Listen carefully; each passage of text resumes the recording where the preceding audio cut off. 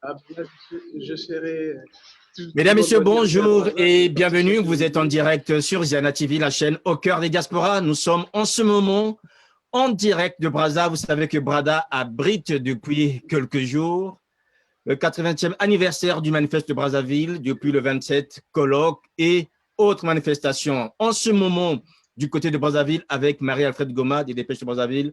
Bonjour Marie-Alfred. Bonjour, Sire. Bonjour, Sire. Et effectivement, nous sommes depuis le palais du Congrès de Brazzaville, le mythique, où on vit des travaux sur le colloque international Brazzaville, année Charles de Gaulle. Tout se passe très bien. Mais ce qui est un peu étonnant, parce qu'il y a beaucoup de jeunes. J'ai avec moi ici les jeunes du lycée Chaminade et nos jeunes, nos moins jeunes, le général, à qui on va donner la parole tout à l'heure. Alors, Sire, on commence par qui? Alors, on va commencer par les plus anciens, puisque nous avons une belle mémoire qui est celle du général Etonka. Bonjour mon général. Bonjour, Sire, le grand journaliste. Merci beaucoup. Merci à vous, mon général. Alors, c'est vrai qu'on a la distanciation sociale. On aurait bien voulu bien vous voir, mais le masque nous empêche quand même. Ce n'est pas grave. Alors, mon général, ce souvenir, voilà, au moins on vous reconnaît. Ce souvenir, mon général, vous êtes le deuxième commandant de l'école préparatoire militaire général Leclerc. Déjà, parlez-nous un peu de cette expérience. Vous êtes les jeunes cadres qui êtes issus en fait de la décolonisation. Vous êtes un homme d'armes. Alors, comment ça se passe à ce moment-là, cet héritage qu'on vous laisse entre les mains, général Etonka? Je rectifie quelque chose. Je ne suis pas le deuxième commandant de l'école militaire préparatoire général Leclerc. Je suis le deuxième commandant noir. Ah. De 1946 jusqu'en 1970, c'était les commandants français au grade de capitaine. Et avec la Révolution, on a mis le colonel Ondoko qui est parti 48 capitaine, commandant et jusqu'à lieutenant-colonel. Et moi, en 79, je suis passé commandant d'école Leclerc avec le grade de capitaine, donc le plus jeune.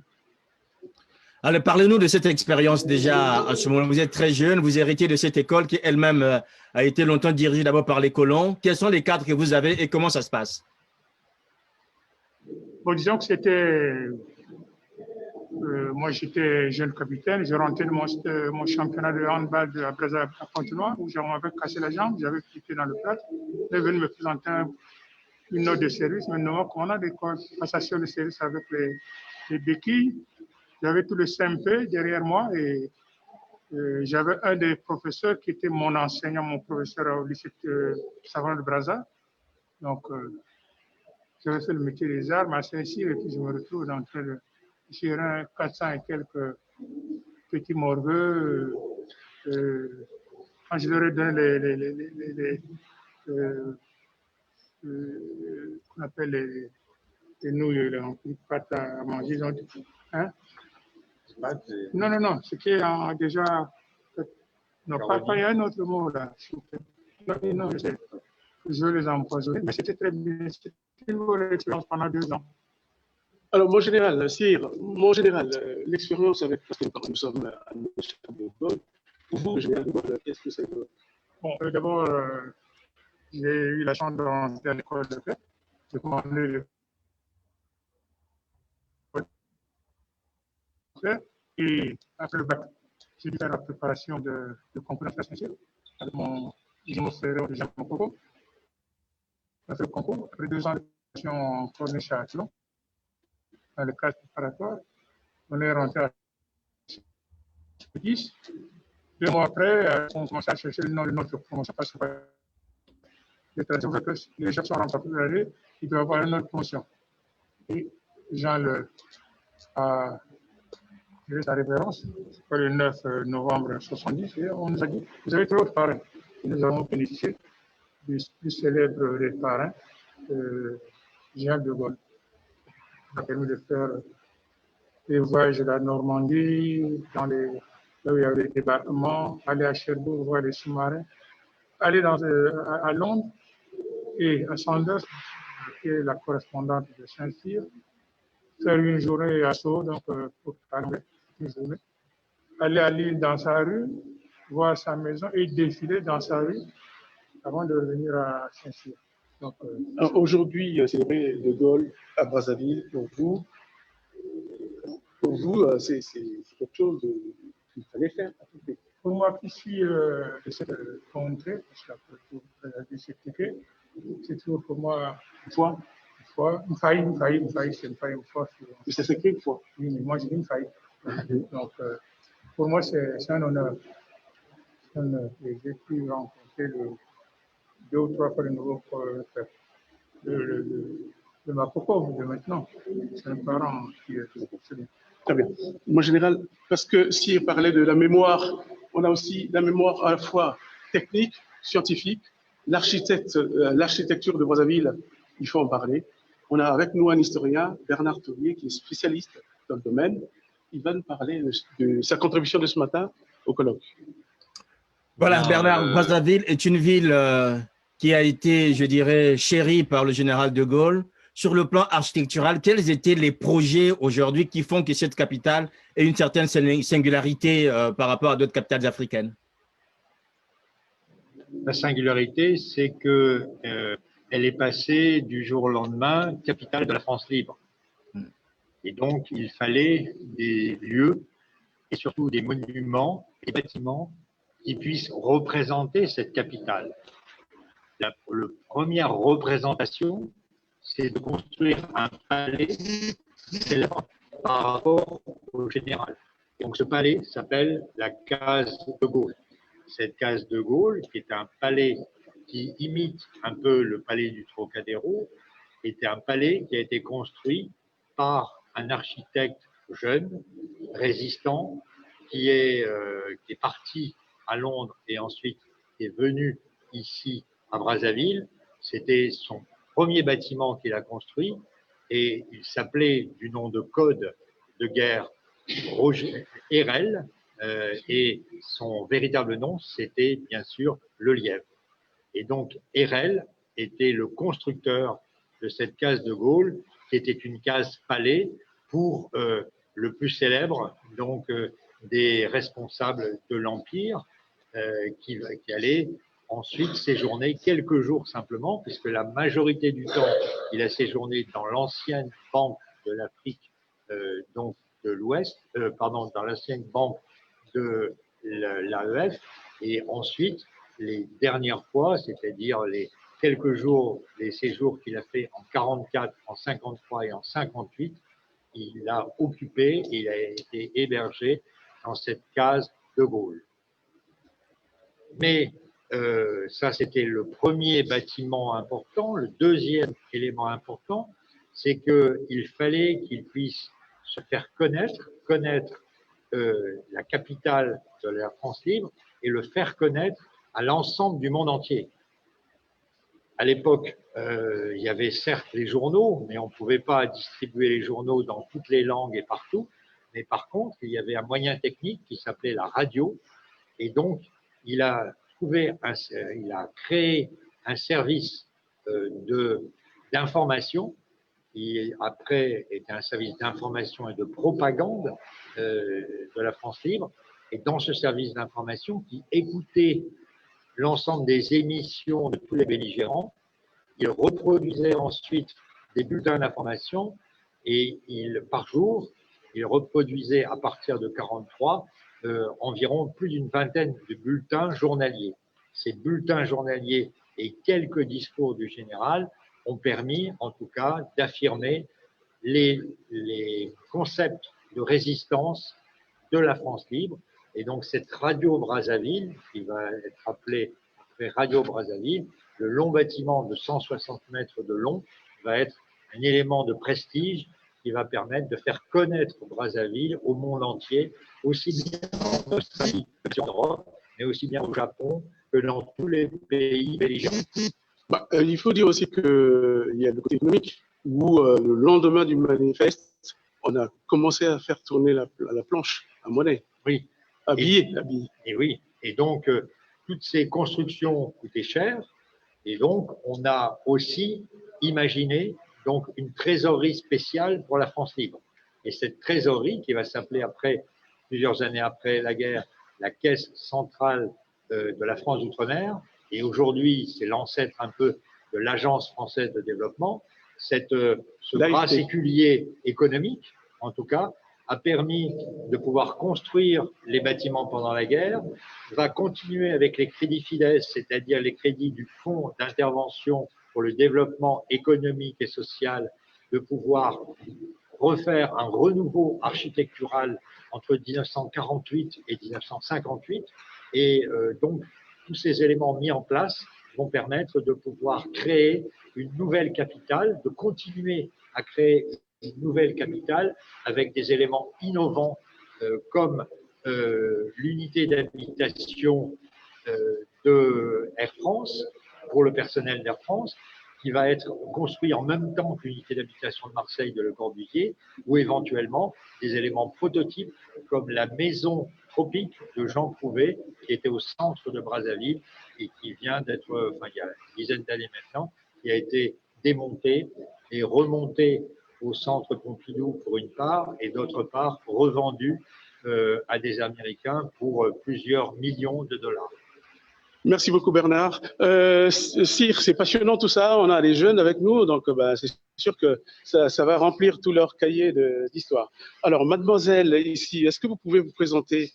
Je me nomme Ngoma Kenge Krishna, je suis élève en terminale A6 au lycée Chaminade. Merci beaucoup, à côté de vous. Je m'appelle Koussou Pouvoir Prévu, je suis élève au lycée Chaminade en terminale D. Mademoiselle. Bonjour, je me nomme Boya Marais, je suis en première A au lycée de la Réconciliation. Mademoiselle. Bonjour, je me nomme Grâce Amata des Anges, je suis au lycée de la Réconciliation. À côté. Je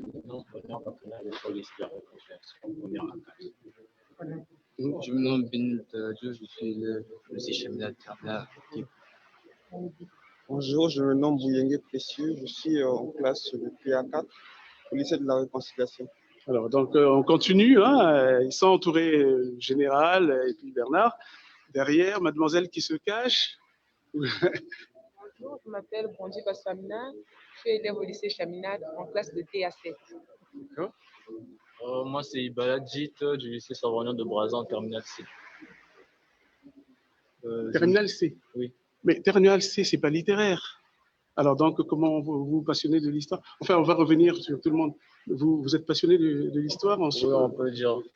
Ça aide un peu à développer une capacité de réflexion, ma culture générale aussi. Très bien. Moi, c'est Anthony Nyambi, je suis en première D au lycée Chaminade et je commence. C'est aussi de sciences. Ce sont des sciences aussi, des Oui, je suis de la science. Oui, les gens qui sont... Bonjour, je suis Diovu Massamba, je suis en terminale A au lycée Chaminade. Bonjour, je me nomme Mimeni Saïra, en classe de terminale au lycée Chaminade. Quelle série? Série D. D, scientifique. Alors, mademoiselle, on va commencer par vous. Vous êtes donc un groupe de jeunes élèves. Vous venez pour assister à ce colloque. Quel est l'intérêt pour vous d'assister à ce colloque? Ça m'aide en fait, à avoir une connaissance sur ce qui s'est passé, sur Charles de Gaulle et aussi l'histoire de mon pays. Pas seulement du pays, mais aussi du monde entier. Très bien. Alors, on va revenir. Alors, pour vous, c'est la même question en fait. En fait, pour moi, déjà à l'école, au collège, on a fait des cours sur la colonisation. Et au lycée, on parle de la décolonisation. Alors, pour avoir des connaissances plus évasives, j'ai trouvé mieux de venir assister à ce colloque pour essayer d'étendre mes connaissances sur ce sujet. Et vous arrivez à suivre passionnément? Oui, bien sûr. J'ai quand même un peu trouvé la réponse à ce que je voulais. Ben, dites-nous, par exemple. Déjà, sur le fait que Brazzaville est la capitale de la France libre, j'ai essayé de noter quelques détails concernant ce sujet. Comme par exemple, on nous a parlé de Félix Éboué et le général de Gaulle qui a été emprisonné en août 1940 et de la session peut-être ou de l'éclosion de Gaulle en octobre 1940 toujours. Donc, ce sont des points que j'ai essayé de noter pour essayer un peu d'évaser mes connaissances. Ouais, ben déjà, au moins, vous pouvez noter qu'il est arrivé le 24 octobre oui, à Brazzaville. 1940. À Brazzaville. Oui. Mais il a effectué plus d'une trentaine de voyages à Brazzaville. Et j'ai aussi appris que Brazzaville a été proclamée capitale de la France libre le 22 à Poto. Voilà. La maison commune. Oui, à la maison commune. Alors, à côté de vous, justement, vous avez trouvé votre compte? Je suis derrière la caméra parce que c'est eux qui sont en valeur. D'accord, moi je suis scientifique, bien sûr. Moi, j'aime me sur les histoires, parce que les histoires coloniaux plutôt, mais surtout les histoires qui peuvent me permettre à développer et ouvrir ma connaissance. Ce n'est pas parce que je suis scientifique que je dois négliger les histoires. Non. J'aime toutes les histoires. Voilà pourquoi je suis venu apprendre sur Charles de Gaulle. Merci, M. Niambi. Niambi, hein, c'est ça. Alors, série C aussi. Moi, je suis un peu intrigué parce que la série C, nous, à notre époque, j'ai eu mon bac en 77, hein, quand l'année où Marianne Guabiro. Donc, ça ne nous rajeunit pas. Alors, vous passionnez d'histoire alors que vous êtes en série C. Mathématiques. Nous, on appelait ça mathématiques à l'époque. Mathématiques. Histoire, vous appelez ça non, C. La série C. Ah, la série C, d'accord. Non, mais sinon, l'histoire, c'est ça. C'est pour ça que j'essaie de me passionner dans toutes les matières possibles. J'ai eu l'occasion de venir sur un collègue qui parle de ce qui s'est passé dans le passé avec Charles de Gaulle, Brazzaville, la capitale de la France libre. Donc, j'ai profité de ça pour venir ici. Merci beaucoup. Mademoiselle, la même question? Que dire? Au fait, j'entendais souvent parler de Charles de Gaulle, mais je ne savais vraiment pas qui il était. Et aujourd'hui, ce matin, le professeur nous a proposé de venir ici pour entendre, pour savoir un peu, vous voyez le sujet, quoi. Maintenant, j'ai appris certaines choses, mais je suis un peu dans... Ça va s'améliorer. Merci beaucoup. Non, vous n'êtes plus ignorante, vous avez appris des choses. Quelques, mais j'ai encore des questions. Voilà. Merci. Eh bien, les questions, peut-être mademoiselle va répondre. Quelles sont les questions? Alors, pourquoi vous venez donc pour ce séminaire, pour ce colloque? En fait, je suis venue sur ce colloque pour élargir un peu mes connaissances, vu qu'à l'école, on ne nous apprend pas tout. Ici, j'ai appris que non, cette histoire de Gaulle et de Brazzaville, capitale de la France libre, est sacrée pour les Africains. Donc, pour nos ancêtres, c'est tellement sacré, je voulais découvrir. Et j'ai aussi appris que De Gaulle est le Dieu. Il était le Dieu parce qu'il parlait en français, il était donc comme ça. Mademoiselle Ngoma, Dieu peut-être pas, mais à l'époque, il faut resituer aussi à l'époque. C'est un blanc qui arrive et quand il parle dans votre langue, vous dites, ben, ça y est, il a tout compris. C'est donc presque un Dieu. Mais donc, pour vous, c'est ce qui vous passionne le plus. Est-ce qu'aujourd'hui, on peut dire que l'histoire que vous dites sacrée pour les Africains est aussi sacrée pour les Français? Parce que c'est quand même grâce à Brazzaville qu'on a pu libérer la France. Qu'est-ce que vous dites? Donc, les Français nous sont redevables ou pas? Les Français nous sont redevables parce que cette journée est internationale. Donc, comme pour les Français et pour les Congolais aussi. Merci, mademoiselle. À côté de vous, même question? Je suis venue. Cette passion pour l'histoire, justement. Cette passion pour l'histoire, j'ai trouvé ce que je cherchais. Je suis venue ici pour l'amour de la connaissance et j'ai beaucoup appris à propos de cette journée. J'ai appris la dimension pacifique à la libération de la France grâce à Madame Wainika, docteur camerounaise, Waniga, spécialiste en histoire, oui, en histoire. Histoire Elle militaire. Elle a parlé de la participation du Cameroun lors de la guerre et la leçon à retenir pendant son discours, c'était la loyauté. Merci beaucoup. Mademoiselle? Pour moi, vu que surtout que je suis en série A, la littérature, l'histoire est vraiment importante pour moi. Et ça m'a permis d'acquérir encore plus de connaissances.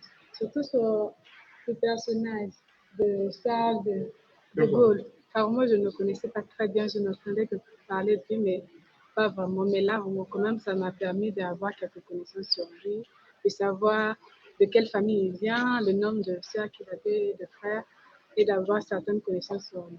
Et je remercie beaucoup qu'on continue encore à avoir plus de connaissances en histoire. D'accord. Comme vous êtes série A, justement, vous, ça vous touche en première ligne. puisque vous allez faire des études littéraires, alors que aujourd'hui, est-ce que la France doit aussi apprendre Charles de Gaulle comme ami de Brazzaville, ou le dieu, comme disait mademoiselle Ngoma tout à l'heure, le dieu à l'époque, hein, il faut restituer. Est-ce que c'est un dieu pour vous aussi? Non. Est-ce que les Français doivent... Non, pas vraiment le voir comme un dieu, mais quand même une sorte de... Comment oui, avoir quand même de la considération pour lui, parce qu'il a quand même été un libérateur. Considération. Oui. Et c'est quand même grâce à lui, vu que le Brazzaville est le pays de la France libre, comme la capitale de la France libre. Quand même, en quelque sorte aussi, les Français aussi doivent une grande reconnaissance à Charles de Gaulle et à nous aussi. Donc, parce qu'à travers Charles de Gaulle, il a su nous faire connaître ça chez les Français. Et merci pour lui. Oui, mais si vous avez suivi aussi, Bernard Toulier le disait, ils ont amélioré les conditions des gens, mais le bénéfice partait pour la France. Donc c'est pour ça qu'on n'a pas trop bénéficié aussi de ce qui s'est passé. À côté de vous, mademoiselle. Que puis-je dire?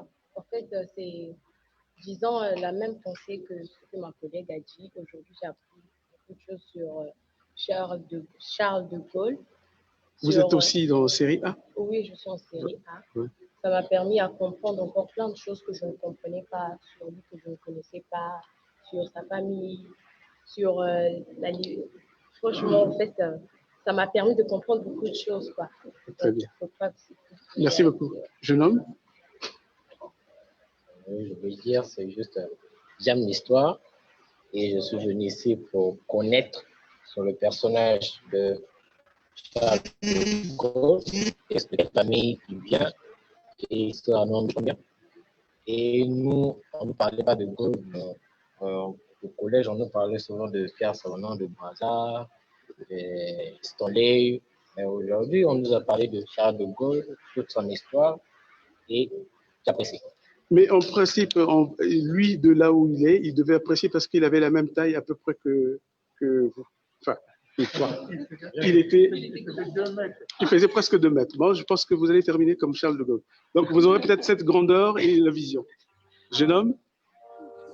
Moi, c'est parce que j'entendais parler de Charles de Gaulle, mais je ne sais pas son histoire. Si je faisais c'est juste pour enrichir, en fait, pour enrichir son histoire. Quand on m'a dit que nous, quand on ici sur Charles de Gaulle, donc je suis ici pour ça, pour savoir plus. Merci. On peut aider aussi. Merci beaucoup. Merci beaucoup. Oui, vraiment, je soutiens la même thèse que mon ami quand il a dit que Charles de Gaulle, parce qu'aujourd'hui, on n'apprend pas ça à l'école. Donc c'est aujourd'hui que je suis venu apprendre ça à la conférence. Donc ça m'a vraiment beaucoup aidé. Moi, je remercie ceux qui ont fait cette conférence. Ça m'a vraiment beaucoup aidé. Et encore, je suis encore en série littéraire. Ça vraiment, à la longue, ça pourrait vraiment encore me servir. Merci beaucoup. Merci beaucoup. Alors, je te redonne la parole, Sir. Voilà, mesdames, messieurs, vous êtes bien sûr en direct sur Ziana TV. Vous suivez là ces jeunes qui intervenaient de Brazzaville. On va faire un dernier tour, notamment avec les plus anciens. Mon général, vous avez été à Lille, vous avez été sur les pas de De Gaulle. Aujourd'hui, 80 ans après le manifeste de Brazzaville, quels souvenirs en gardez-vous de l'homme et surtout, je dirais, de cette histoire commune désormais partagée entre la France, l'Afrique et le Congo? Mais pour moi, je suis militaire comme le général de Gaulle, lui qui est mon parrain. Je crois qu'il a fait quelque chose de notable pour Brazzaville. Avoir une capitale qui est la capitale de la France libre, ce n'est pas donné à tout le monde. Et on était en concurrence entre Brazzaville, capitale de l'AEF, et Dakar, capitale de l'AOF, et puis de Madagascar. Donc, je me ressens comme un jeune homme à Saint-Cyr recevant l'écusson de général de Gaulle. Et tous ces souvenirs qu'on a fait dans les cités où il y a eu les débarquements, à Londres ou à Lille, toute son histoire, ça m'a donné la force de mener une carrière pour que le jeune que j'étais, je sorte de mon village, l'école Leclerc, Saint-Cyr, officier jusqu'à être général. Merci. Merci, mon général. Pardon, je reprends la parole. Parce qu'ils doivent repartir peut-être pour suivre le cours des conférences. On va demander à Bernard Toulier, par rapport justement à l'architecture de Brazzaville, ça fait comme si on était au théâtre. Il en parle bien en comparant Brazzaville comme un temple du théâtre. Est-ce que, Bernard, on peut revenir sur cette notion de théâtre?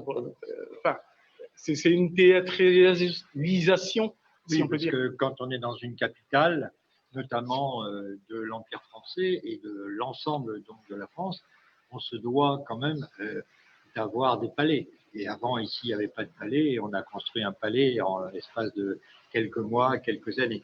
Et aussi, ce qui est important, c'est que quand on fait une émission radiophonique, on veut parler devant. Vous-même, vous faites une émission télévisée, vous voulez parler devant donc des personnes qui vivent. Et là, lui, il devait s'adresser à l'ensemble des Français. Et ces discours radiophoniques, il devait les faire, ou il voulait les faire, devant des stades entiers, devant des milliers et des milliers de personnes. Ou s'il y avait personne, il voulait également s'inscrire dans l'histoire de l'Afrique équatoriale française et dans l'histoire du Congo, pour se personnifier comme le représentant et la suite de logique de cette fondation du Congo.